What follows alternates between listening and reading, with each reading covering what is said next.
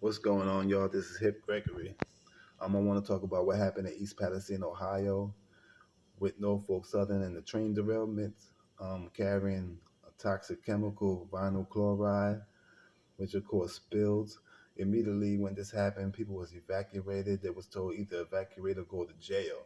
So it's very serious. So it must have been surprising, at least to some people, that only 5 days later they was told everything was good and you could move back in. And they had to control chemical fire. The reason given by Norfolk Southern and the governor Mike DeWine of Ohio was to they wanted to avoid an explosion and have scrap metal flying everywhere. But a lot of people's theory is that the reason why they did this is because they wanted to clear up the area faster to get the railroads up and running again. So now this chemical is in the air, it's in the water, it's in the soil, and wildlife is dying. You got reported dead chickens, dead foxes, dead fish floating on top of the water, dead deer, dead rabbits. A woman's cat died. Not to mention the effects that it's having on the people. I mean, people are getting rashes by using. You can't even use the water. You can't even bathe in the water, which reminds me of Flint, Michigan. You can't use the water there either. You can't use the water in Jackson, Mississippi. In the United States of America, the richest country in the world, you got people living in third world conditions. In Flint, Michigan, and Jackson, Mississippi, two predominantly black areas, but this East Palestine, Ohio, is predominantly white. It show you something, as long as if you are under a certain income, you getting the short end of the stick because trust me, these chemical, toxic chemical trains are not going through rich neighborhoods. Not at all. Unfortunately for the people of East Palestine, this happened to them. But I'm told that if this would have happened 5 minutes later, this would have happened in Pittsburgh. So people are getting rashes, nosebleeds, nausea, migraine headaches, dizziness. I mean, there's a smell in the air. One person described it as burning electronics. There's one woman, she has chemical burns of the nose, ears, mouth, and throat. Gastrointestinal bleeding. I heard one of the symptoms. I mean, this is tragic what's happening to these poor people through no fault of their own. I mean, and the response has been terrible. The EPA is telling everybody that the water is safe to use and to drink. But the EPA didn't even check the water. A company on the payroll of Norfolk Southern, they checked the water. Supposedly, the reason why EPA said because they wanted Norfolk Southern to pay for it. And I get that, but can you say conflict of interest? Of course, they're gonna say they on the agenda of Norfolk Southern. Norfolk Southern right now is offering families $1,000. People are sending in line to get $1,000. I myself, I don't trust it. I'm wondering if you take that $1,000 now, would you be able to sue in the future? Because we have no idea how bad this is. We're not gonna know for years to come. It reminds me of Chernobyl. It reminds me of 9/11. Those first responders, those heroes, saving people's lives, and then years later developing cancer. And then when they needed help to pay their medical bills, all of a sudden the government they didn't treat them like heroes at that point in time. I mean, Norfolk Southern, they had a nerve. They sent in germ cleaners to people's houses. They had they spraying disinfectant in people's houses. And the Teamsters wrote a letter to Governor Mike DeWine and the Transportation Secretary Pete Buttigieg, saying the cleanup crew had migraine headaches and nausea. And then Mike DeWine went on television the very next day and said he hadn't heard of any of these things. I mean, they are aerating. The cleanup crew are aerating the water right now, the rivers and the lakes and stuff. they're aerating. So every day in the soil, so right every day they put more of the toxic chemicals in the air, and the people, you you can't do that with the people. You got to evacuate those people. I mean, what is going on? What is happening? So, um, the brake systems. We talk about the the deregulation right now. The brake system used on these trains is from the Civil War era, meaning when they hit the brakes, only one car stops at a time. You know how many cars this train was? 151 cars. You know how many workers was on this train? They had two workers and one trainee. The railroad system, they're trying to cut the staff down to one person per train.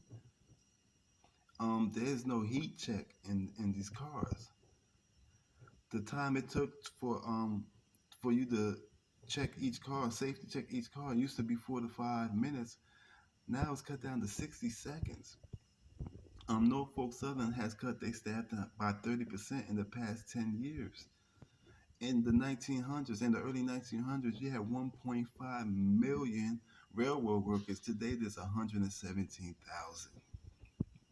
Because that's all they care is about making profits. So they cut the staff down to cut the costs and increase profits, even if it means, um, you know, cutting back the safety protocol. And a lot of industries is doing that right now. They cut the staff down. Now one person is doing two people's job, one person is doing three people's jobs, which is crazy stressful. As if rolling with hazardous chemicals isn't stressful enough. By the way, this chemical, which is cancerous, vinyl chloride, didn't even make the dangerous chemical list. How? Why? Um, not I can't give much props to the Obama administration because he didn't do much in this area, but he did do one thing. He passed a bill to upgrade the brake system to an electrical system in the 1990s. So what the railroad industry did, including Norfolk Southern, is they lobbied, and when I say lobby, they put money in the pockets of politicians. And during the Trump administration, the brake system upgrade was repealed. You can't even upgrade the brakes. Like damn, dude. And I'm gonna talk about Trump a little bit later, but let's keep it all the way real. Look who's in office now. It's Joe Biden. You know, they've been in office over 2 years. They have not revisited upgrading the brake system. They declined to do so. So that tell you all. That tell you all you need to know right there. Um, No one from the Biden administration even mentioned this for 10 days. This happened on February 3rd. February 13th was the first time Transportation Secretary Pete Buttigieg made mention of this. And he didn't visit East Palestine, Ohio until the 23rd of February, which just so happened to be a day after Donald Trump went. So Trump went there and made him look bad. So now he felt like he had to go there. And not that going there means a whole lot. That's just like a photo op. But you couldn't. That's the easy part. You couldn't even do that. Trump made you look bad or made you look worse. By the way, Trump won. Trump got over 70% of the vote in East Palestine, Ohio. So that's like his time. I saw the footage. He went over there. He was passing out water. He was buying people McDonald's, and the people they had their MAGA colors on. They had the Trump flags, and they were saying, "Thank you, Trump. Thank you for caring. Thank you for not forgetting about us." I mean, that's smart politics. I got to give him that. But we'll talk about Trump later. But man, the the remember during the COVID, right? All this money was given to the airline industry to bail them out. So Southwest Airlines in particular, the part of the deal was you can't lay nobody off. So what they did was offer the retirement package to people, and they urged and pressured people to take their retirement package. So a lot of pilots did. So then when the flight schedule got back up, now now they don't have enough pilots, for all the flights, and flights are being canceled and people are not getting their money back, and it's like a total debacle. You know what Pete Buttigieg did, Mr. Transportation Secretary? He wrote a strongly worded letter expressing his disappointment. You know what he did to Norfolk Southern recently? He wrote a strongly worded letter expressing his disappointment. Wow, scared of you, dude. I mean, he's in his in one of his supposedly defenses, he mentioned that there are 1,000 train derailments every year. Dude, that's not a good thing. That don't make you good look good. That make you look worse. By the way, there has been two more train derailments since this happened, and one of them, I mean, two more by Norfolk Southern. One of them was in Ohio. This one's in Springfield. Thank God there was no toxic chemicals on these trains. But damn, y'all need some improvement. The media sucks. Um, Independent media, thank God for them. They've been on the story from day one, and the mainstream media ignored them. CNN and MSNBC ignored them. It wasn't until right wing media, Fox News, picked up on it like 5 days later, and then the CNN and them started reporting on it too. You know, Fox News, they reported on it because, they're not going to miss a chance to kick the Biden administration, even though it's hypocritical because they support deregulations. When you hear them talk about small government, you know, that's what mainly that means. To take away regulations, what protects people. These people need protecting. That's what the government is for. They're not doing their job. They're doing the will of the corporations over the people. Because somehow they made it legal. They made it legal to bribe politicians when they passed a law saying that corporations are people and money is speech. So I might have to put my glasses on. So because Donald Trump is over there shaking people's hands, smiling. I don't see. I don't see how he could do it. To tell you the truth, it take a special kind of person. So his administration, I mentioned that they repealed the brake upgrade. They also dropped a ban on shipping liquefied natural gas by rail tank car. The reason why they banned it was because of explosions. Trump said, "I don't care about no explosions." Um, Trump's Federal Railroad Association stopped conducting rail safety audits of the railroads.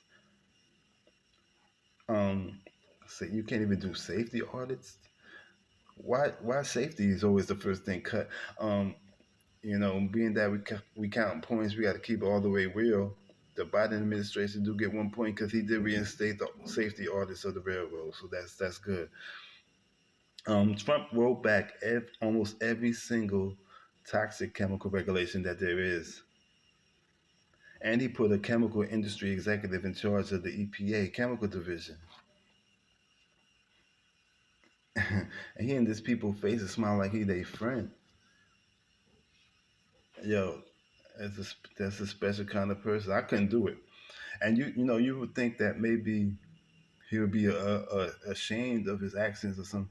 No, he was proud of it because he retweeted a headline that says, "Trump rolls back train break-in rule meant to keep oil tankers from exploding near communities."